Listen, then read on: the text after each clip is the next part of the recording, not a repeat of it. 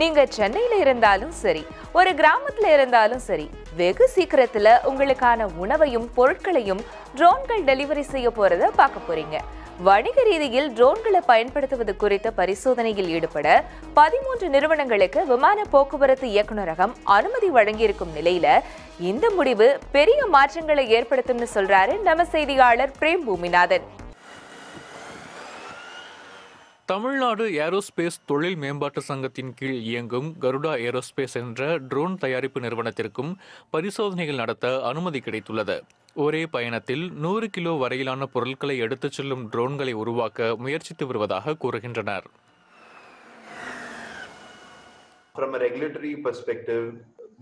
பெரும்பாலான நிறுவனங்கள் 5 முதல் 10 கிலோ எடையுள்ள பொருட்களை எடுத்துச் செல்ல முயற்சிக்கின்றன. வான்பரப்பில் ட்ரோன்களின் எண்ணிக்கை அதிகமாக இருப்பதை தவிர்ப்பதற்கு 100 கிலோ வரை எடையுள்ள பொருட்களை ஒரே முறையில் எடுத்துச் செல்லக்கூடிய ட்ரோனை உருவாக்க நாங்கள் முயற்சித்து வருகிறோம். ட்ரோன் மூலமான டெலிவரி செய்யும் முறை லாபகரமாக இயங்க வேண்டும் என்பதை உறுதி செய்வதாக இது இருக்கும்.